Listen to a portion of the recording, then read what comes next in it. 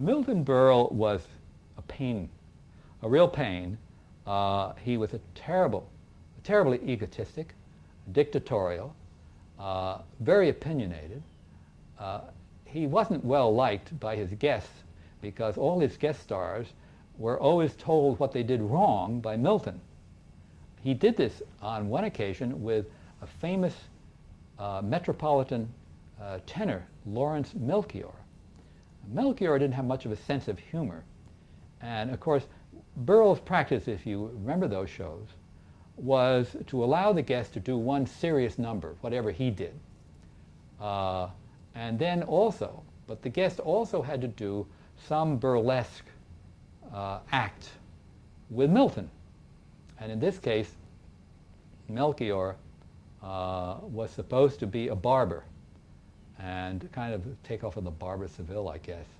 But anyway, the action was that Milton would be coming in, running away from somebody, come in the barbershop, plop down in the barber chair, and ask Melchior to hide him.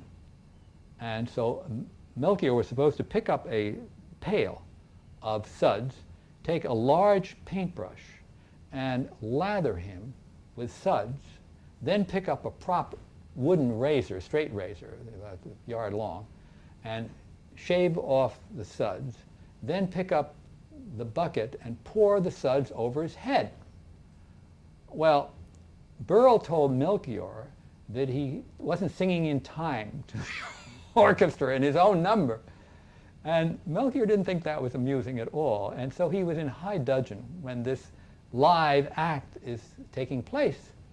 And so what happens is, when Berle flops down, Melchior picks up the brush and he does a little bit more than lather. He really slaps him rather violently with the brush. And Berle's head is going back and forth with the blows.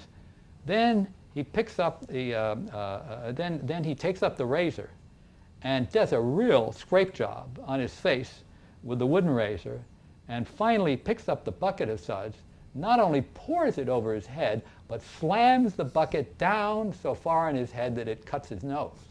He storms off the stage, live. They bring down the curtain, and so forth. So this was the one act of Milton Berle's career that was remembered with rather delight. Did Milton do his own makeup? Yes, he probably did. And all I had to do was come at his summons and get whatever prop, wig, or gag, or rubber nose, or whatever it was that he wanted to use himself. I never applied his makeup. And as I say, I stayed away from him as much as I could because he wasn't a pleasant man to deal with. The ironic thing is, which I, after saying so many nasty things about Milton, I want to say that years later, when I worked with him, when he was doing the Broadway comedy play, The Goodbye People, which unfortunately closed early, but was really quite a delightful script. Bob Dishy was in that, and Brenda Vaccaro, the three of them. I loved it. Milton was supposed to play this old codger, and I had to put foam latex jowls on him. I designed this makeup. The point is that as I worked with Milton, and I had encountered him previously on Mad Men, Mad World, but when I worked with him then, I got to know him for the first time a little bit. I found a man with whom I had much in common. He was a perfectionist. He was driven to try to succeed at difficult things. He was taking on something he didn't need.